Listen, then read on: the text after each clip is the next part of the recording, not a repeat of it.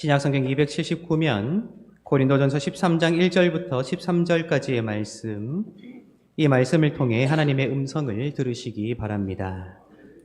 내가 사람의 방언과 천사의 말을 할지라도 사랑이 없으면 소리나는 구리와 울리는 꽹과리가 되고, 내가 예언하는 능력이 있어 모든 비밀과 모든 지식을 알고 또 산을 옮길 만한 모든 믿음이 있을지라도 사랑이 없으면 내가 아무것도 아니요 내가 내게 있는 모든 것으로 구제하고 또 내 몸을 불사르게 내줄지라도 사랑이 없으면 내게 아무 유익이 없느니라.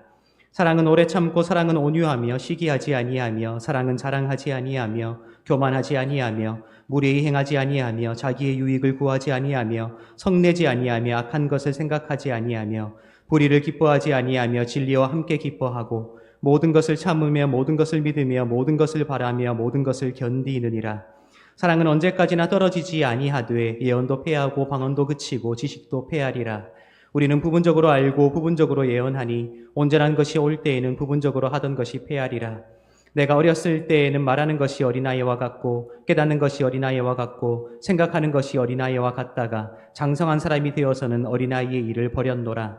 우리가 지금은 거울로 보는 것 같이 희미하나 그때에는 얼굴과 얼굴을 대하여 볼 것이요 지금은 내가 부분적으로 아나 그때에는 주께서 나를 아신 것 같이 내가 온전히 알리라. 그런즉 믿음, 소망, 사랑 이 세 가지는 항상 있을 것인데 그 중에 제일은 사랑이라. 이 시간 앞뒤 좌우에 계신 분들에게 하나님이 당신을 예배자로 부르셨습니다. 인사하도록 하겠습니다. 하나님이 여러분을 예배자로 부르셨습니다. 다시 한번 인사하실 때 하나님이 사랑의 자리에 당신을 부르셨습니다. 인사하겠습니다. 하나님이 사랑의 자리에 여러분을 부르셨습니다. 하나님께서 우리를 왜 예배의 자리로 부르셨을까 생각해 보면 다 우리를 위한 것이지요. 우리를 향한 하나님의 사랑을 우리에게 베풀어 주시기 위해 우리에게 이 예배의 자리를 허락하신 것이 아닐까 하는 생각을 해보게 됩니다.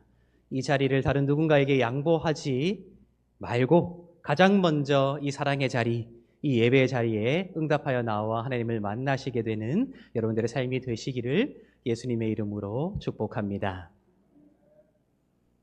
여러분, 많은 사람들이 좋은 교회를 찾고 있습니다. 좋은 교회가 찾기 쉽던가요? 어렵던가요? 어렵지요. 세상에 참 많은 교회들 가운데 좋은 교회를 찾아다니는 사람들이 많은데 놀랍게도 여러분은 한사랑교회에 속해 신앙생활을 하고 계십니다. 한사랑교회가 좋은 교회인가요? 아닌가요? 와, 놀라운 고백입니다.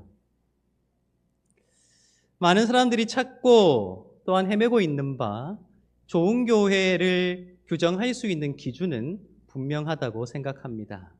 그것은 하나님의 말씀의 가치가 살아 숨쉬는 교회다 하는 것입니다.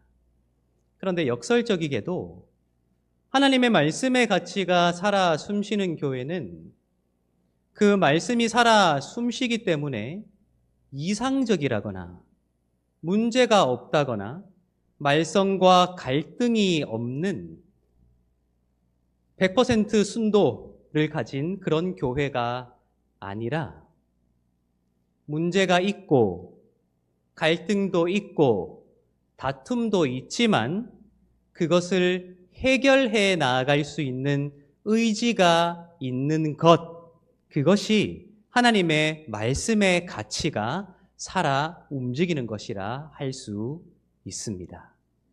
왜 그런지 아세요? 우리가 오늘 고린도전서를 함께 읽었는데 고린도전서를 포함하여 바울의 편지를 읽어보면 하나같이 이상적인 교회에 보낸 편지가 아니라는 공통점을 가지고 있지요. 오히려 바울이 편지를 쓴 교회마다 문제가 가득했기에 바울이 편지를 쓸 필요를 느꼈다는 것을 우리는 발견할 수 있습니다. 우리가 흔히 말하는 초대교회라는 말들 말입니다. 많은 사람들이 사도행전에 기록된 교회의 모습을 생각하며 초대교회라고 말하고 있는데 기억해야 하는 것은 사도행전보다 바울의 편지들이 훨씬 더 일찍 기록되었습니다. 즉, 바울의 편지에 기록된 교회의 모습이 더 초대교회에 가깝다는 것이죠. 놀랍게도 그 초대교회마다 문제가 가득했기에 바울이 편지를 써서 그 문제를 해결하려고 했다는 것입니다. 따라서 우리가 기억해야 하는 것은 바울의 편지를 비롯하여 하나님의 말씀이 가리키는 바는 분명합니다. 우리는 순수할 수 없습니다. 우리는 이상적일 수 없습니다. 우리는 완전할 수 없습니다. 그러나 순수할 수 없고 이상적일 수 없고 완전할 수 없지만 그 모든 문제들을 이겨나가기 위해 기록되어 우리에게 주어진 이 말씀이 있기에 우리는 그 모든 문제들을 이겨나갈 수 있다는 그러한 용기와 힘을 얻게 되는 것, 그러한 용기와 힘이 있는 교회야말로 좋은 교회다 하는 것을 우리가 반드시 기억해야 한다는 것입니다. 제가 처음에 여러분들에게 질문 드렸지요. 우리 한사랑교회가 좋은 교회인가요? 했더니 많은 분들이 그렇다고 대답하셨습니다. 솔직히 문제 많습니다. 말도 많고요. 탈도 많고요. 때로는 상처도 받습니다. 당황하지 마십시오. 이상하다 생각하지 마십시오. 당연합니다. 예수 없이는 살아갈 수 없는 우리들이 모였는데 어떻게 우리가 완전할 수 있어요? 그렇죠? 그러나 우리가 좋은 교회가 될 수 있는 기회가 있습니다. 무엇인가요? 이 하나님의 말씀을 굳게 붙잡고 지금은 부족하고 연약하지만 그것을 함께 이겨나갑시다 하는 의지가 우리에게 있을 때 우리는 좋은 교회일 수 있다는 것이지요. 날마다 그렇게 좋은 교회를 만들어 갈 수 있는 저와 여러분들의 삶이 되시기를 예수님의 이름으로 축복합니다. 오늘 우리가 읽은 고린도전서 13장 역시 문제를 해결하기 위해 기록된 말씀입니다. 우리가 이미 잘 알고 있듯이 고린도 교회는 굉장히 문제가 많았습니다. 얼마나 문제가 많았냐면 눈만 뜨면 싸우는 거예요. 눈만 뜨면 다투는 거예요. 눈만 뜨면 시기 질투하고 눈만 뜨면 분열하는 거예요. 그래서 놀랍게도 고린도전서를 읽다 보면 거울로 나를 보는 것 같은 느낌을 받을 때가 있지 않나요?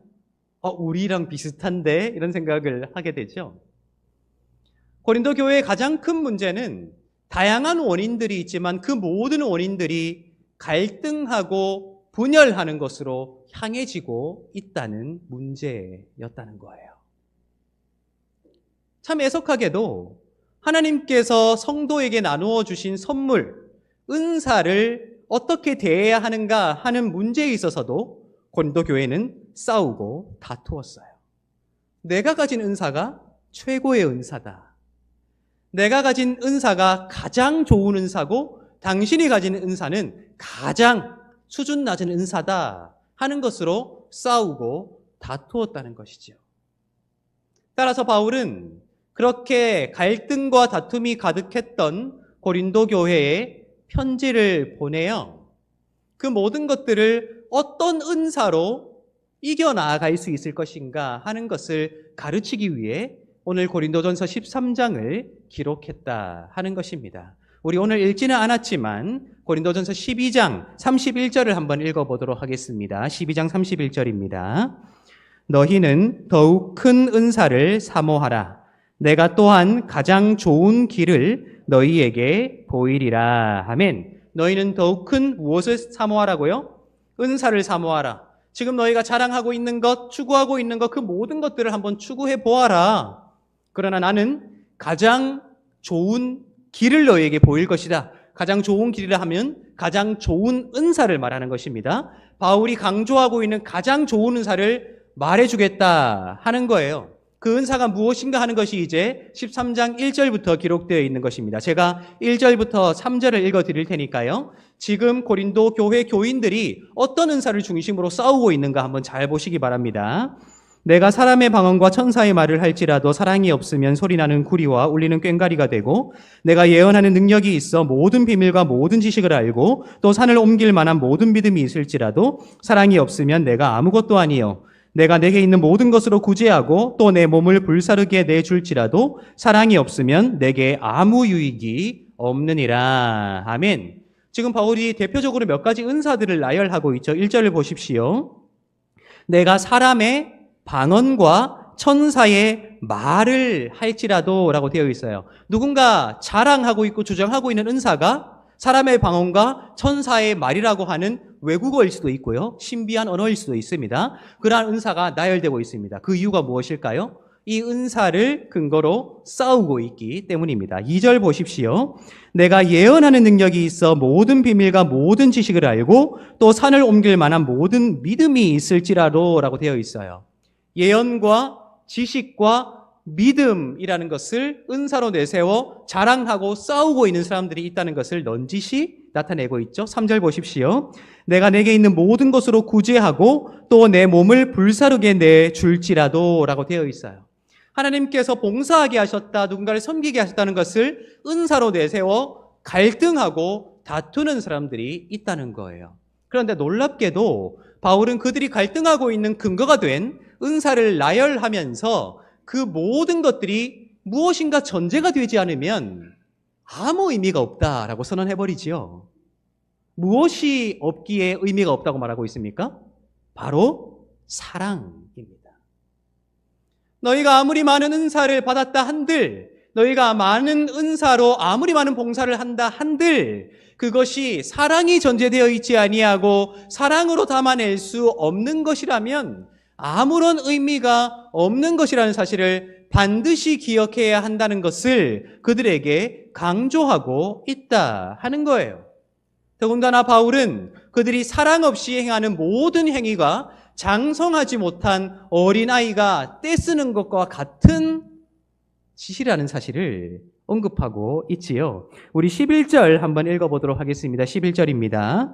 내가 어렸을 때에는 말하는 것이 어린아이와 같고 깨닫는 것이 어린아이와 같고 생각하는 것이 어린아이와 같다가 장성한 사람이 되어서는 어린아이의 일을 버렸노라. 아멘. 사랑이 없이 행하는 모든 말과 생각과 지식이 어린아이와 같이 부족하기만 하다는 것을 깨달았다는 거예요. 아이들이 자신이 가진 것이 최고라고 자랑하고 다니지만 자기보다 더 좋은 것을 가진 사람을 만나게 되면 어떻게 되나요? 금세 실망하고 금세 낙담하게 되지요. 마치 그 어린아이들과 같이 내가 받은 은사가 최고다. 당신이 가진 은사는 별로예요 라고 하다가 자기보다 더 나아 보이는 사람 앞에서는 항상 실망하고 좌절하는 그들의 모습이 어린아이와 같다라고 하는 것이죠. 따라서 바울은 그 모든 것들을 이겨나가기 위해 내세우는 것, 그것이 무엇이라 말하고 있나요? 우리 13절을 한번 읽어보도록 하겠습니다. 13절입니다. 그런즉 믿음, 소망, 사랑 이 세 가지는 항상 있을 것인데 그 중에 제일은 사랑이라. 아멘. 무엇이라고요? 사랑이다. 그 중에 최고의 은사는 무엇이라고요? 사랑이다 하는 것입니다. 놀랍지요? 사실 고린도전서 13장 13절의 내용만으로도 우리는 놀랄 수밖에 없습니다. 왜 그렇습니까? 바울은 많은 교회에 편지를 보낼 때마다 강조해 왔던 것이 있지요. 믿음으로 구원받을 수 있다. 이것을 네 글자로 줄이면 이신칭의입니다. 잘 알고 계시나요? 믿음으로 인하여 의롭다 칭함을 받게 된다. 바울이 항상 편지를 통해 믿음을 강조해 왔는데 오늘 놀랍게도 믿음, 소망, 사랑을 언급하고 있죠. 먼저 언급되는 순서가 중요성을 나타내요. 믿음, 소망, 사랑. 바울을 알고 있는 우리도, 바울을 알고 있었던 2000년 전 그들도 역시 바울은 믿음을 강조해왔기에 믿음을 가장 먼저 언급하는구나 생각했을 텐데 믿음, 소망, 사랑은 항상 있을 것인데 그 중에 제일은 놀랍게도 믿음이 아니라 가장 마지막에 언급되었기에 덜 중요한 것으로 치부될 수 있었던 사랑이 최고다라고 하고 있다 하는 것입니다. 은사도 중요합니다. 헌신도 중요합니다. 지식도 중요합니다. 믿음으로 행하는 모든 일들이 다 중요하지요. 그러나 오늘 이 말씀은 우리에게 굉장히 중요한 은사, 가장 중요한 은사, 때로는 우리에게 간과되어지는 은사, 하나님께서 주시기도 하고 우리가 함께 만들어갈 수도 있는 그 은사를 우리에게 다시 상기시키고 있다 하는 것이죠. 우리가 행하는 그 모든 행위들이, 우리가 믿음으로 행하는 그 모든 행위들이 그 사랑이 없다면 아무런 의미가 없는 것임을 우리에게 다시 상기시키고 있다 하는 것입니다. 따라서 지금 갈등하고 있고 문제가 많으며 말도 많은 고린도 교회의 문제를 무엇으로 해결하기를 원하는 것입니까? 사랑하는 것으로요. 사랑함으로 너희가 받은 은사도 의미가 있을 수 있으며 너희가 드리고 있는 예배도 의미가 있으며 사랑으로 너희가 하고 있는 모든 헌신도 의미가 있으므로 너희가 형제를 사랑해야 한다. 그것이 모든 문제를 해결할 수 있는 길이다 하는 것을 명령하고 있다 하는 것입니다. 여러분, 좋은 교회를 만나고 싶으신가요? 좋은 교회를 세워가고 싶으신가요? 그렇다면 우리에게도 굉장히 중요한 기회가 있습니다. 여전히 말도 많고 탈도 많고 문제도 많고 때로는 상처 가득한 우리 교회일지라도 하나님의 말씀이 살아 숨쉬는 교회, 사랑으로 그 모든 문제들을 이겨나가겠다 결심할 수 있는 교회라면 우리가 좋은 교회를 만들어 갈 수 있다 하는 것입니다. 그렇게 우리가 누군가를 사랑할 수 있으면 좋겠어요. 그렇게 우리가 예배 드리고 난 뒤에 내가 지금까지 한 사람을 사랑했다면 두 사람을 사랑하게 될 수 있으면 좋겠어요. 내가 헌신하고 난 뒤에 누군가를 더 깊이 있게 이해할 수 있으면 좋겠어요. 내가 신앙의 행위를 하고 난 뒤에 내 사랑의 깊이가 더 깊어지고 내 사랑의 폭이 더 깊어질 수 있으면 좋겠습니다. 날마다 그렇게 사랑 가득한 우리 한사랑 교회, 좋은 교회를 만들어 가게 되시기를 예수님의 이름으로 축복합니다. 그런데 오늘 우리가 읽은 말씀은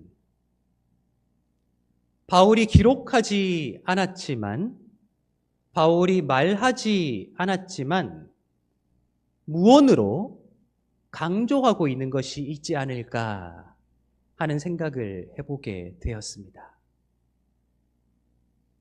오늘 우리가 읽은 말씀에 사랑을 강조하고 있지요. 이 사랑이 헬라어로 무엇일까요? 아가페입니다. 거저 주는 사랑, 아낌없이 조건 없이 주는 아가페 말입니다. 예수께서 베드로를 찾아가셔서 네가 나를 사랑하느냐, 다른 사람들보다 나를 더 아가페하느냐 물으셨던 그 아가페가 오늘 말씀의 주제라는 것입니다. 누군가를 조건 없이 아낌없이 사랑해야 한다면 내가 가장 먼저 사랑해야 될 사람이 누구라고 생각하시는지요? 여러분 지금 생각해 보세요. 내가 지금까지 하지 못했기에 내가 가장 먼저 사랑해야 될 사람이 있다면 그가 누구인가요? 제가 얼마 전에 병원에 갔던 적이 있었습니다. 심각한 것은 아니었고요. 두피에 조금 문제가 있는 것 같아서 병원을 갔습니다. 피부과에 말입니다. 여러분 이제 제 얼굴을 잘 보시면서 제가 정말로 그렇게 생겼는가 한번 잘 보시기 바랍니다. 병원에 가서 의사를 만나서 이제 진찰하기 위해서 의자에 앉았습니다. 그래서 의사에게 선생님 제 두피에 문제가 있는 것 같아서 요즘 조금 비듬이 생겼습니다. 라고 이야기했습니다. 만약 여러분들이 의사라면 그 말을 듣고 어떻게 하셨을까요? 어디 한번 봅시다. 머리카락을 이렇게 넘겨보고 저렇게 넘겨보고 두피 상태를 보고 진단을 할 것이라 예측하게 되지요. 근데 이분이 벼랑간 저에게 마스크를 벗어보라는 거예요. 마스크를 벗었습니다. 그분이 저를 뚫어져라 쳐다봤습니다. 침묵이 흘렀습니다. 그리고는 저에게 이런 진단을 내렸습니다. 놀랍게도 머리는 한 번도 보지 않고요. 제 얼굴만 보고 제가 그렇게 생겼는지 잘 보세요. 너무 완벽해야 한다는 강박을 내려놓으십시오. 자기 자신을 채찍질해 왔고 자기 자신을 몰아세웠던 것을 내려놓으십시오. 너무 잘해야 한다는 욕심을 내려놓고 이번에 못하면 다음에 잘하면 된다고 생각하십시오.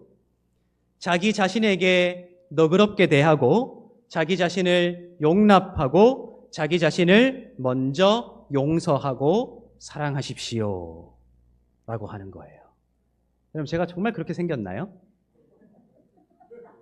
제가 그렇게 너무 깐깐하게 막 그렇게 생겼어요? 어처구니가 없더라고요. 내가 지금 점집에 온 것도 아닌데, 관상 봐달라고 한 것도 아닌데, 얼굴 평가, 외모 평가를 하는 건가? 그래서 약을 처방해 준다고 하길래 선생님 그래도 머리 한번 봐야 되지 않을까요? 라고 했더니 그분이 환자분이 한 분야의 전문가이듯이 나도 한 분야의 전문가이므로 얼굴만 봐도 압니다 하고는 약을 처방해 주더라고요. 놀랍게도 그 약이 굉장히 잘 듣습니다. 그런데 처음에는 굉장히 어이가 없었습니다. 뭐 이런 사람이 다 있나 싶었는데 제가 지금 짧게 요약해서 말씀드린 거거든요. 굉장히 길게 말씀하셨어요. 근데 제가 그 말을 듣는데 얼추 맞는 것 같은 거예요. 저는 사실 무엇인가 완벽하게 준비가 되어 있지 않거나 제가 온전하게 이해를 하지 않은 것에 대해서는 행동하기를 꺼립니다.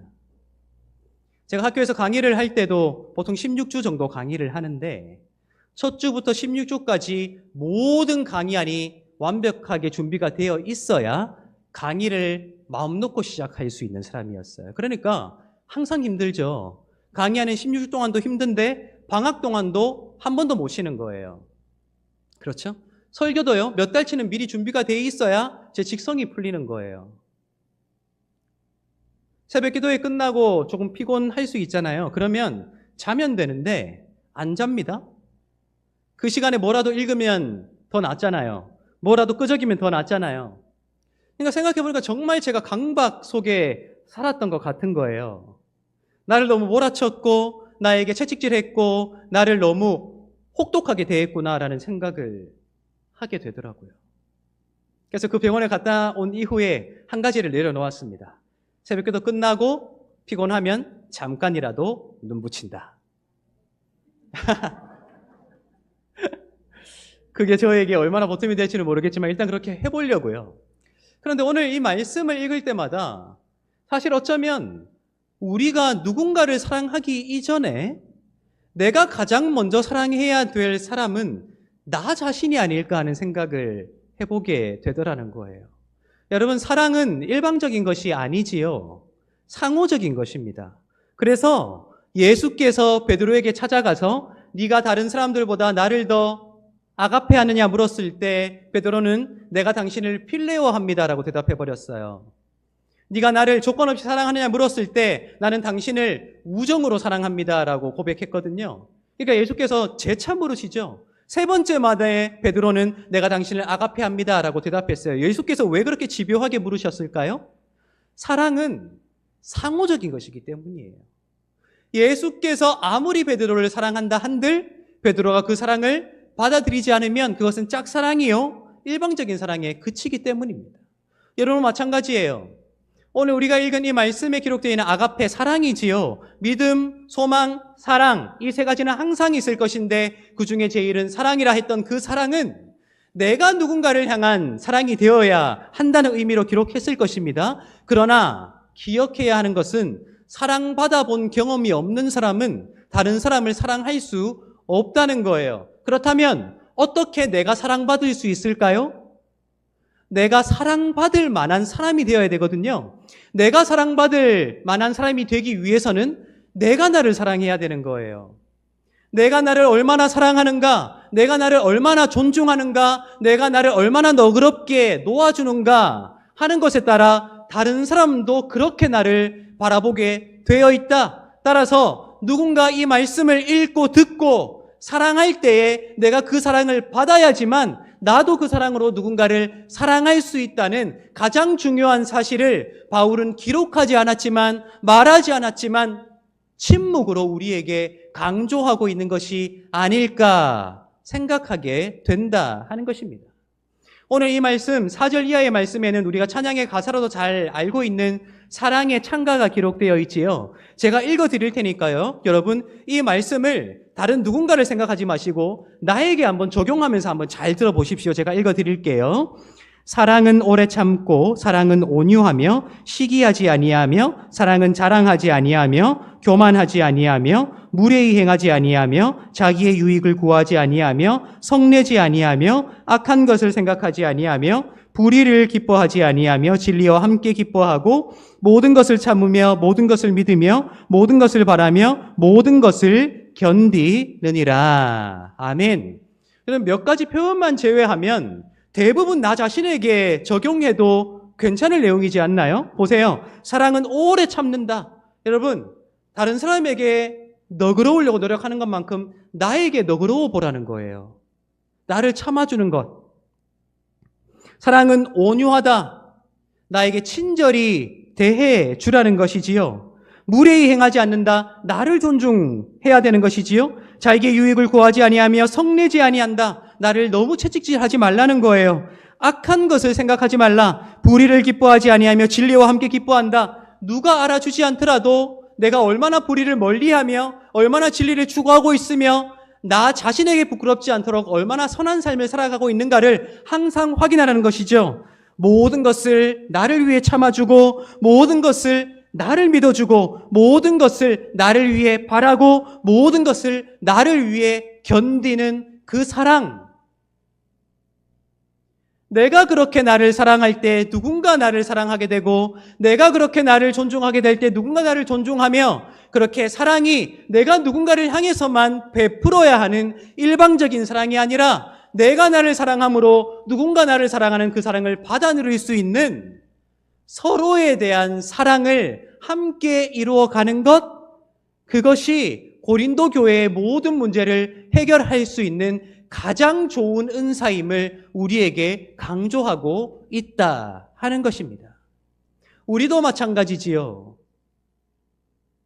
오늘 이 시대에 문제가 많고 탈이 많은 우리 교회를 사랑으로 좋은 교회로 바꾸어 가야 되는데, 누군가를 사랑해야 한다. 많이 들었지요. 맞아요. 사랑하십시오. 그러나 중요한 것은 나를 사랑하십시오. 나를 존중하십시오. 왜요? 그냥 무격다짐으로 그렇게 생각하라는 것이 아니에요. 내가 얼마나 귀하고 내가 얼마나 사랑스러운 존재이기에 예수께서 나를 위해 죽으셨나요? 우리 언제부턴가 그거 잊어버리고 나는 그 사랑에서 제외해버리고 다른 사람만 사랑해오지 않았나요? 아니에요. 믿음, 소망, 사랑 이 세 가지는 항상 있을 것인데 그 중에 제일은 사랑이라.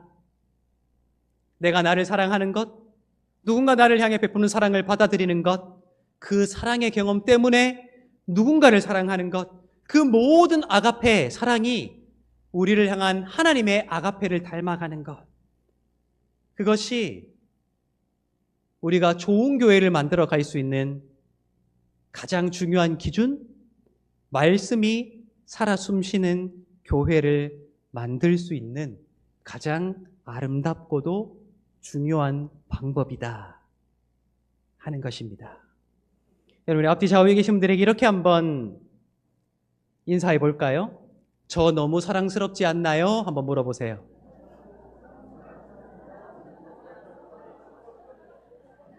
꼭 이럴 때 되면 부부간에 제일 어색하더라고요. 우리 한번 인사하실 때 당신 정말 사랑스럽습니다. 한번 인사하겠습니다. 여러분, 정말 사랑스럽습니다. 날마다 그렇게 하나님의 아가페가 온전히 회복됨으로 다른 곳에서 좋은 교회를 찾지 마시고요. 우리 교회를 가장 좋은 교회로 만들어 갈 수 있는 저와 여러분들의 삶이 되시기를 예수님의 이름으로 축복합니다. 기도하겠습니다.